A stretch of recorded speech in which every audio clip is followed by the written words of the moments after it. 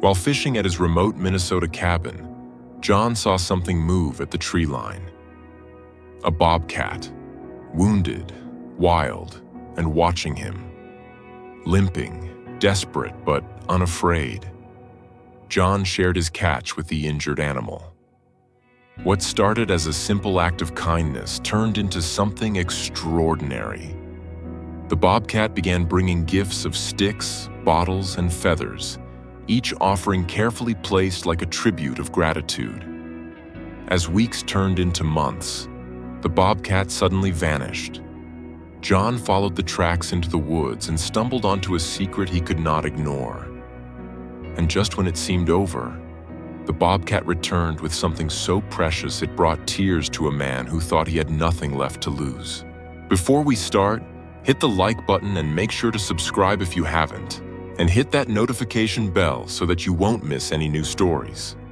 The sun broke in shards across Mirror Lake, painting golden ribbons on the water's surface as John Mitchell settled into his weathered camping chair. At 72, his hands still knew the weight of a fishing rod like they knew the weight of memories. Both carried with practiced ease, both heavier than they appeared. The rod in his grip was the same Fenwick he'd bought in 1969, just before shipping out to Vietnam. Back then, he'd promised himself he'd catch a trophy bass with it when he got home. 53 years later, he was still keeping that promise, one cast at a time.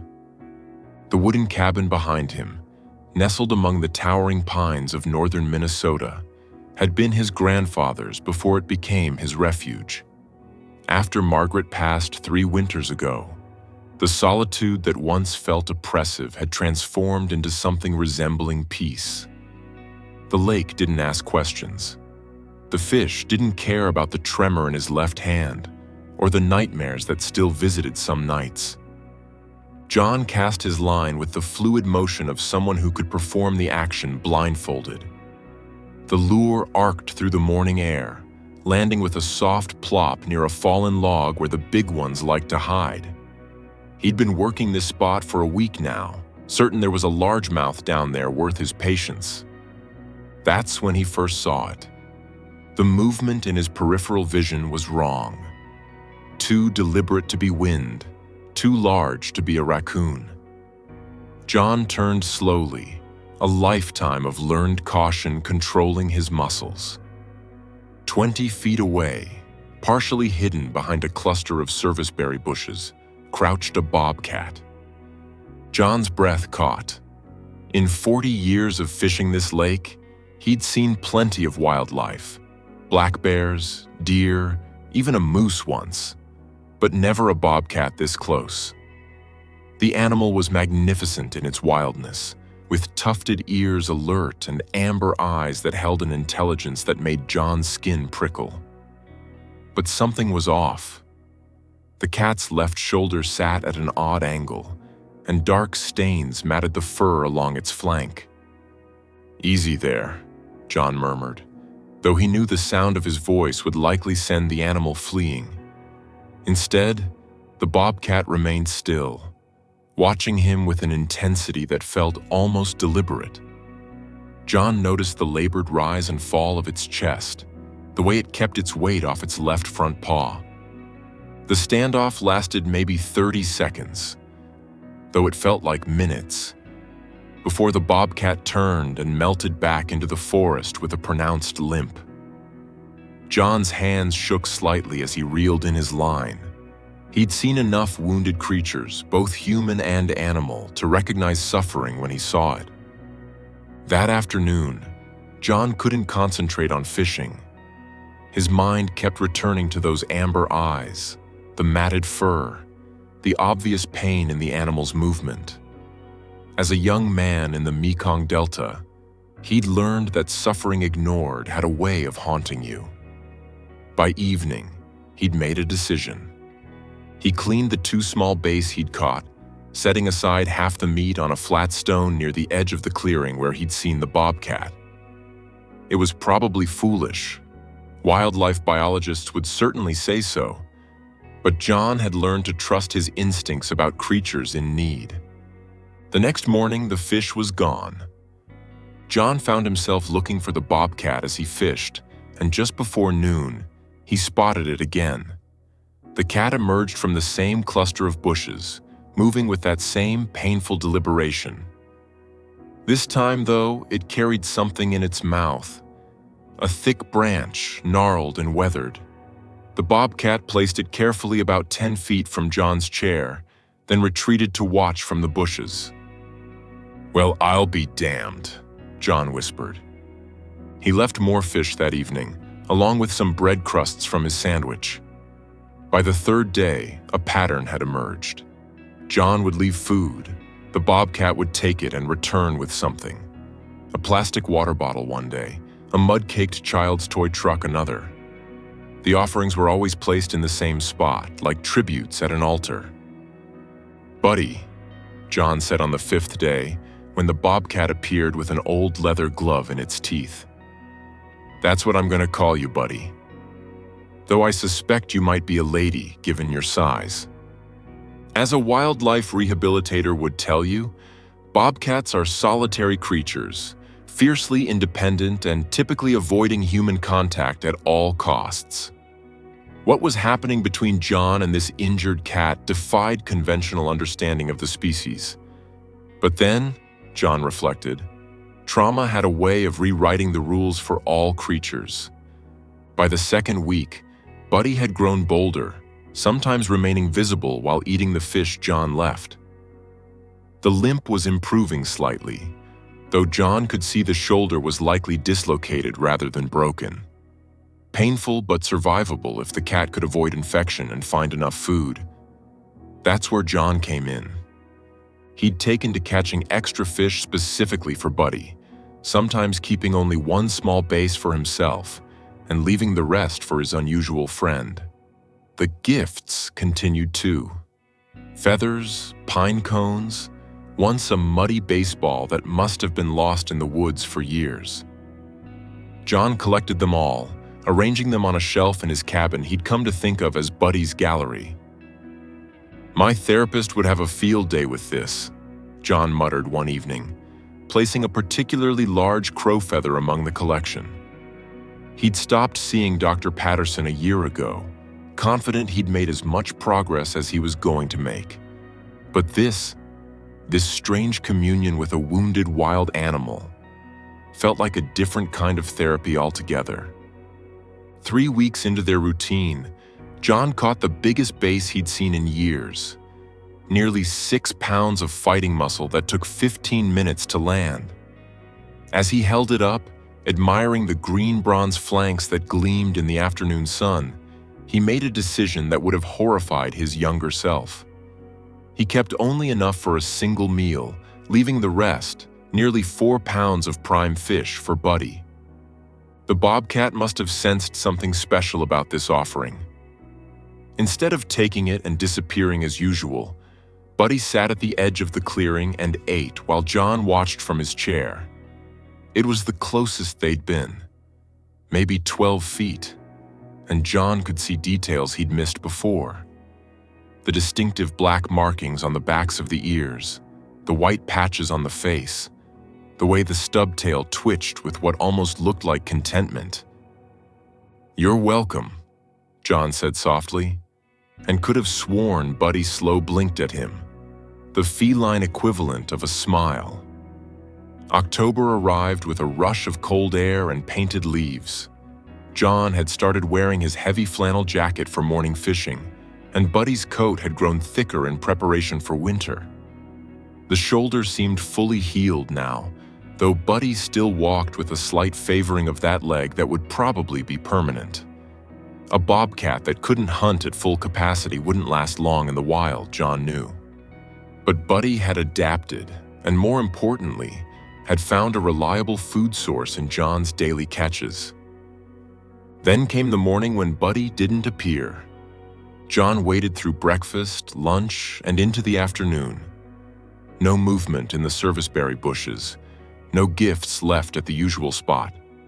By evening, a cold dread had settled in his stomach, a familiar feeling from nights on patrol when something felt wrong, but you couldn't say what.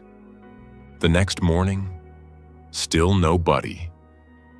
John barely touched his coffee, his mind racing through possibilities. Had the bobcat's injury finally become infected? Had it ventured too far and couldn't make it back? Or worse, John's jaw tightened. Had someone else discovered Buddy's presence? Unable to sit still any longer, John grabbed his walking stick and headed into the woods. He knew Buddy generally came from the northeast, where the forest grew thick with undergrowth. As he picked his way through the brambles, memories of jungle patrols flickered unbidden through his mind. Different forest, same hypervigilance. Near a small clearing about a quarter-mile from his cabin, movement caught his eye. But it wasn't Buddy. It was a man in camouflage, carrying a rifle and what looked like a pole with a loop on the end. A trapper's tool. John's blood ran cold. He shifted behind a large oak, watching as the man checked something on the ground. A trap, from the look of his movements. Minnesota had strict regulations about trapping, and bobcat season didn't open until December. This was a poacher. Following at a distance, John watched the man check several trap sites. At the fourth one, John's worst fears materialized. There was Buddy, left front paw caught in the steel jaws of a foothold trap, eyes wide with pain and fear. The poacher approached with the control pole, and John saw him pull out a cloth bag. Not the quick dispatch a legal trapper would perform, but preparation for live capture. The illegal fur trade, John realized with disgust. Some people paid enormous sums for exotic pets or pelts taken outside of season when the fur was still prime. John watched, fury building, as the man managed to get Buddy into a wire cage, the bobcat yowling in protest and pain. The sound tore at something in John's chest. He followed as the poacher loaded the cage into an ATV and drove deeper into the woods. 20 minutes later, they arrived at a rundown cabin that made John's place look like a mansion. The poacher disappeared inside for a moment, then returned to carry Buddy's cage into what looked like an old barn. John crept closer, using skills he hadn't employed in 50 years. Through a gap in the barn's siding, he saw something that made his stomach turn. Cages lined the walls, at least a dozen. He could make out the forms of several raccoons, what looked like a fox, and in the far corner, another bobcat. All illegal, all destined for black market sales. John backed away carefully, pulling out his cell phone when he was far enough away. The 911 dispatcher transferred him to the Department of Natural Resources emergency line. He gave them the GPS coordinates, described what he'd seen, and was told officers would respond within the hour. But an hour was too long. John had seen Buddy's injured paw in that trap, seen the terror in those amber eyes. If the authorities took Buddy, even in a rescue, the cat would go to a rehabilitation facility. With that permanent limp, Buddy would likely be deemed non-releasable. And non-releasable bobcats that couldn't be placed in educational programs were typically euthanized. John made another decision that Dr. Patterson would have called processing trauma through action. Others might have called it breaking and entering. The poacher had left, probably to check more trap lines. John approached the barn, finding the door secured with only a simple padlock. His lock-picking skills were rusty, but a padlock was a padlock, whether on a barn in Minnesota or a supply shed in Da Nang. Inside, the smell hit him first. Fear and feces and desperation. The animals cowered in their cages, except for Buddy, who perked up at John's approach. "Hey there, friend," John whispered, working at the simple latch on Buddy's cage. "Let's get you out of here." Buddy's paw was swollen but not broken.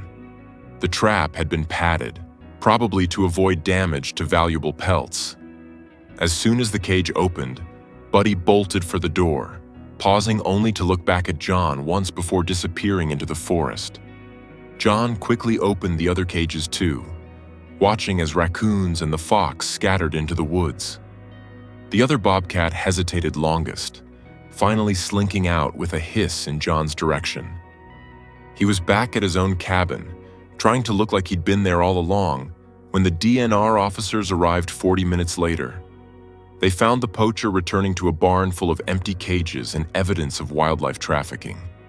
John gave his statement about what he'd witnessed, carefully omitting his rescue mission. "Strangest thing," one officer told John later. "All the cages were open when we got there. Guy swears he left them locked, but with all the evidence we found, he's looking at serious federal charges regardless." John nodded sympathetically, accepting the officer's thanks for the tip. For 3 days, John didn't see Buddy. He left fish anyway, which disappeared overnight, but he couldn't be sure who was taking them. On the 4th morning, though, he found a gift at the usual spot. A perfect blue jay feather, brilliant in the morning sun. That afternoon, Buddy appeared, favoring the trapped paw but otherwise seeming no worse for wear. John had never been so happy to see anyone, human or otherwise. "Tough as nails, aren't you?" he said, setting out an especially large portion of bass. "Just like some other survivors I know." As October turned to November, John noticed changes in Buddy's gifts. Instead of random forest debris, the bobcat had started bringing prey. A freshly caught mouse one day, a squirrel the next. The rehabilitation was complete, John realized. Buddy could hunt again. "Don't need me anymore, do you?" John said one afternoon, watching Buddy devour a fish while a perfectly good rabbit lay at the gift spot. "Just coming for the company now?" If bobcats could shrug, John imagined Buddy would have. December arrived with the first serious snowfall. John had to break ice on the lake's edge to fish some mornings, but he persisted. Buddy appeared less frequently now, sometimes going 3 or 4 days between visits. John told himself this was good, natural, the way things should be. A wild bobcat shouldn't be dependent on humans. Still, he worried during the longer absences. Had Buddy ventured into another trapper's territory? Minnesota's legal bobcat season was open now, and while Buddy stayed mostly in the protected area around John's cabin, bobcats could range for miles. Just before Christmas, Buddy disappeared for a full week. John left fish that froze solid before something, probably raccoons, took them.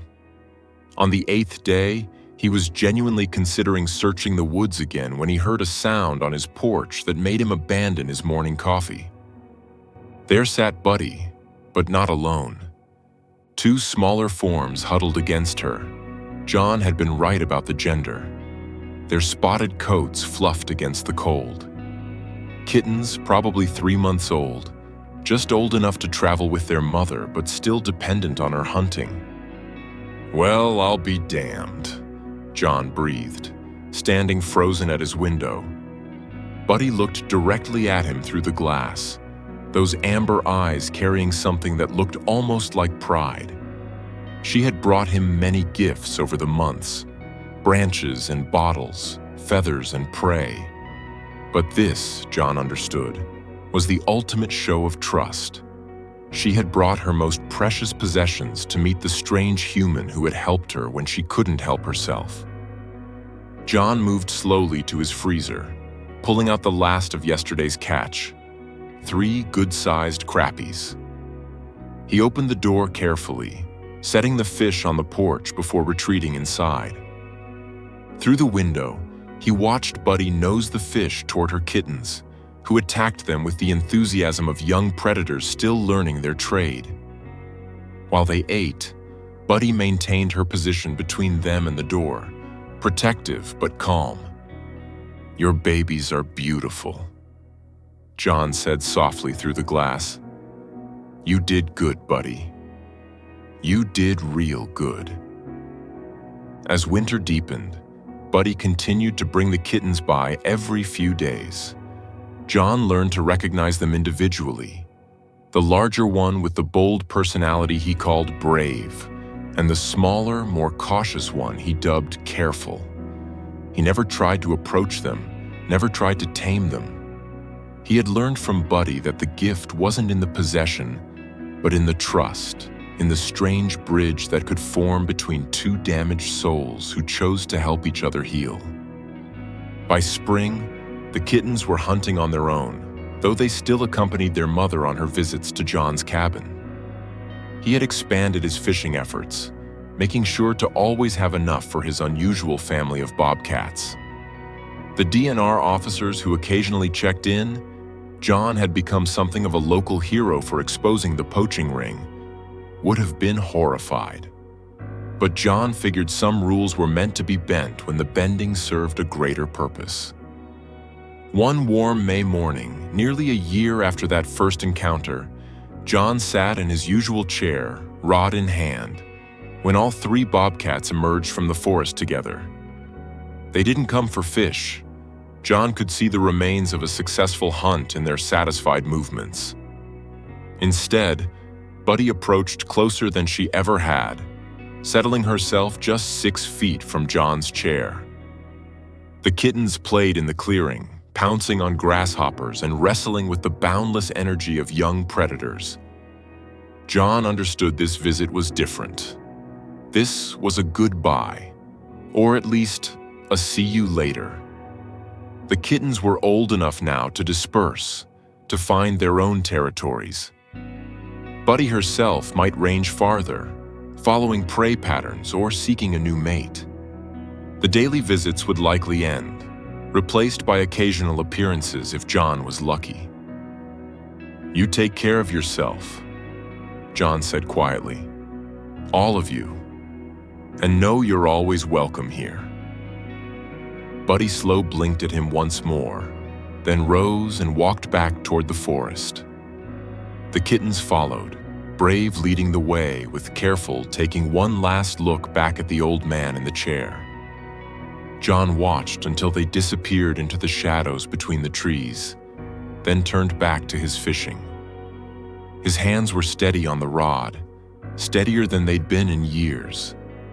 The tremor that had plagued him since Vietnam seemed to have quieted, soothed by months of this strange, healing routine. 3 days later, John found a gift at the usual spot. Not prey this time, but a single perfect pine cone, its scales tight and symmetrical. He added it to Buddy's gallery in his cabin, right next to the first gnarled branch she'd brought him. He still fishes every morning, weather permitting. He still leaves the occasional fish at the edge of the clearing, though it might be days or weeks between Buddy's visits now. Sometimes she comes alone, sometimes with new kittens. He's seen 2 more litters in the years since that first healing season. The locals have started calling him the Bobcat Whisperer, though John just shrugs when they ask about it. Nothing mystical about it, he tells them. Just 2 old survivors looking out for each other. But late at night, when his dreams turn dark and the old memories creep in, John thinks about amber eyes and unusual gifts, about trust earned through patience and kindness, about the healing that comes from helping another wounded soul. He thinks about Buddy out there in the darkness, probably teaching new kittens to hunt, carrying on with the fierce resilience that defines both bobcats and the humans who are privileged to know them. The tremor in his hand is gone for good now. The nightmares, while not vanished, come less frequently. And every morning, when John checks the spot where Buddy leaves her gifts, he's reminded that sometimes the most profound connections come from the most unexpected places. Sometimes healing has 4 legs, tufted ears, and eyes that see right through to your soul. Sometimes the best therapy comes not from talking about your wounds, but from quietly tending to another's. On his cabin wall, beside the photographs of Margaret and his army buddies, hangs a picture someone from the DNR took. A blurry shot of Buddy sitting in John's clearing, looking directly at the camera with those knowing amber eyes. Below it, John has written a simple caption: "The friend who brought me back." And in the woods around Mirror Lake, a bobcat with a slight limp and a fierce spirit continues to thrive. Her territory overlapping with that of an old fisherman who understands that sometimes the wildest creatures are the ones who teach us how to be human again.